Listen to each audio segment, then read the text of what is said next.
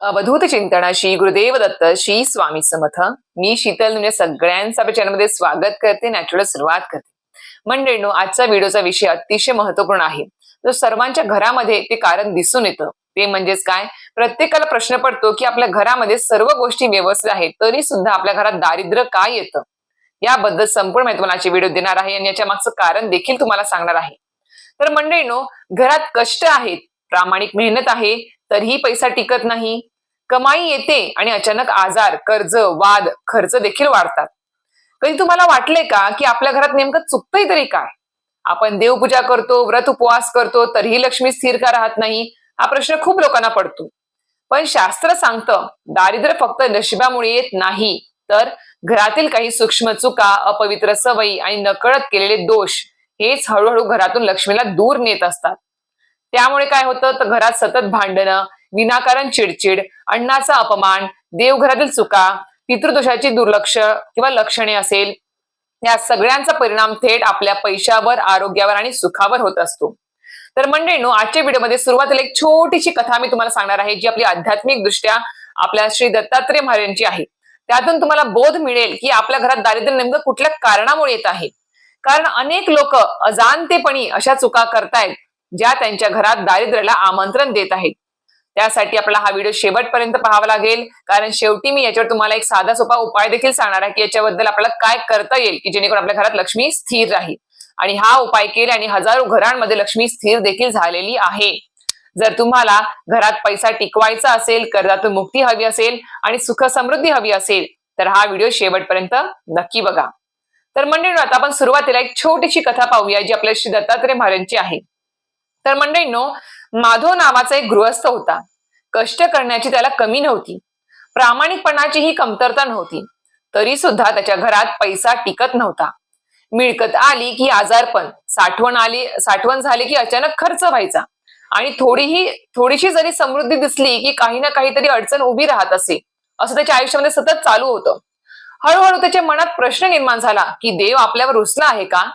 घरात अस्वस्थता वाढत गेली आणि चेहऱ्यावरचा आनंद देखील हरवला आहे. मग अशा वेळेस एके दिवशी गावामध्ये अवधूत चिंतन श्री गुरुदेव दत्तात्रयांचं आगमन झालं आणि ही बातमी माधवच्या कानावर आली. मनातील वेदना घेऊन तो त्यांच्या दर्शनाला गेला आणि त्यांच्या चरणी नतमस्तक होत तो म्हणाला की तो कोणाचं वाईट करत नाही, प्रामाणिक मेहनत देखील करतो, तरीही त्याच्या घरात दारिद्र्य काय येतं हे त्याला समजत नाही आहे. त्यावेळेस गुरुदेवांनी शांत नजरेने त्याच्याकडे पाहिलं आणि त्याला त्याच्याच घरी घेऊन गेले. उंबरठ्यावर उभं राहून गुरुदेव थांबले आणि त्या क्षणी त्यांनी घराकडे पाहिलं आणि मंद स्वरात सांगितलं की या घरात लक्ष्मी टिकू न शकण्याचं कारण बाहेर नाही, तर उंबऱ्याच्या आतच आहे, म्हणजे तुझ्या घरामध्येच आहे. त्यांनी सांगितलं की ज्या घरात सतत तक्रारी असतात तिथे समाधान राहत नाही आणि जिथे समाधान नसतं तिथे समृद्धी थांबत नाही. ज्या घरात आईवडिलांचा सन्मान कमी होतो, रागाच्या भरात शब्दांनी अपमान होतो, तिथे लक्ष्मी पाय फिरवते. आणि ज्या घरात जे आहे त्याबद्दल कृतज्ञता नसते, तिथे जे नाही त्याचीच कमतरता अधिक वाढत जाते. आणि हे ऐकून माधवच्या डोळ्यात अश्रू आले. त्याला पहिल्यांदाच जाणवलं की दारिद्र्य हे देवाचं शाप नसून स्वतःच्या वागणुकीचंच एक प्रतिबिंब आहे. गुरुदेव निघताना फक्त एवढेच त्याला म्हणाले की जिथे समाधान आहे तिथे समृद्धी नांदते. त्या दिवसानंतर माधवच्या घरात हळूहळू बदल घडू लागला. तक्रारी कमी झाल्या, आई वडिलांचा सन्मान वाढला आणि छोट्या छोट्या गोष्टीसाठीही कृतज्ञता व्यक्त केली जाऊ लागली. पैशाबरोबरच घरात शांतीही येऊ लागली. माधवला तेव्हा उमगलं की अवधूत चिंतन श्री गुरुदेव दत्तात्रय हे चमत्कार करत नाहीत, तर माणसाला आतून बदलून त्याच्याच आयुष्यात चमत्कार घडवत असतात. तर विचार करा मंडळीनो, या कथेवरून तुम्हाला काय बोध मिळाला असेल की खूप मंडळी अशा आहेत बघा, ज्यांच्या घरामध्ये लाख लाख पगार आहे, म्हणजे अक्षरशः सगळ्या सुख समृद्धी असेल, तरी सुद्धा त्यांचा काहीतरी नकाराचा पाढा चालूच असतो. म्हणजेच काय की माझ्याकडे हे नाही आहे, माझ्याकडे ते नाही आहे, माझं सतत काहीतरी दुखतच आहे, मी सतत आजारीच पडते आहे, माझ्या मनासारखंच होत नाही आहे, मला मनासारखी नोकरीच मिळत नाही आहे, सोबत काय आपल्या घरामध्ये सततचा वादविवाद होतो आहे, माझ्याकडे पैसाच नाही आहे. असं नकारात्मक बोलणं, सदैव नकारात्मक बोलणं, यामुळे काय होतं की आपल्या घरामध्ये त्या निगेटिव्ह गोष्टी घडतात आणि सगळं ब्रह्मांड तुमच्या मागे हात धुवून लागतं ते सगळ्या निगेटिव्ह गोष्टी तुमच्यापर्यंत पोहोचवण्यासाठी.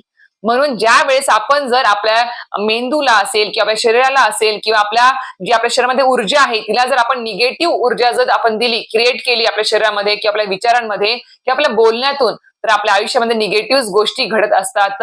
म्हणतात ना की बी पॉझिटिव्ह, ते ह्यासाठीच की पॉझिटिव्ह बोला, पॉझिटिव्ह वागा आणि पॉझिटिव्ह विचार करा, जेणेकरून तुमच्या आयुष्यात सगळ्या सकारात्मक गोष्टीच घडू शकतील.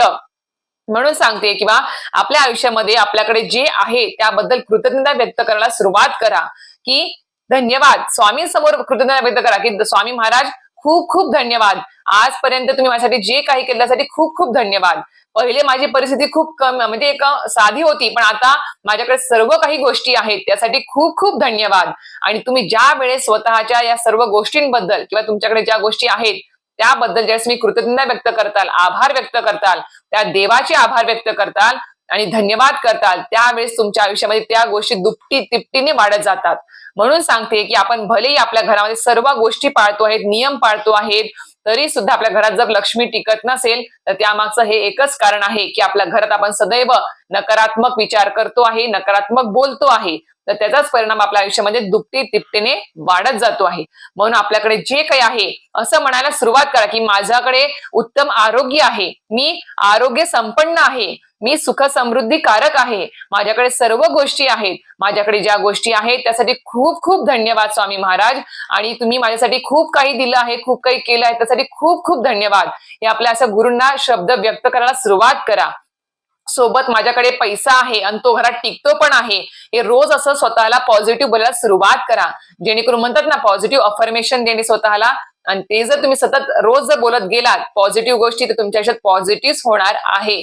म्हणून सांगते की पॉझिटिव्ह बोला आणि पॉझिटिव्ह विचार करा. तर मंडळींनो, आजच्या व्हिडिओवरून तुम्हाला कळालं असेल की आपल्या घरात दारिद्र्य येण्याचं कारण हे सुद्धा एक आहे. बाकीचे कारण तर असतातच, म्हणजे आपल्या घरामध्ये अडगळ असणे, तुटले फुटलेले भांडे असणे किंवा गोष्टी असणे किंवा इतर काही गोष्टी असेल त्याच्यामुळे सुद्धा होतं. पण या सुद्धा गोष्टी आहेत ज्या बारीक बारीक गोष्टी आहेत, ज्या जर आपण नियमाने पालन केलं तर नक्कीच आपल्या घरामध्ये लक्ष्मी नांदू शकते. फक्त आणि फक्त आपले विचार बदलायची आपल्याला गरज आहे. तर अशा प्रकारे तुम्हाला आजचा व्हिडिओ माहिती आवडली नक्कीच व्हिडिओ लाईक आणि सबस्क्राईब करायला विसरू नका. श्री स्वामी समर्थ.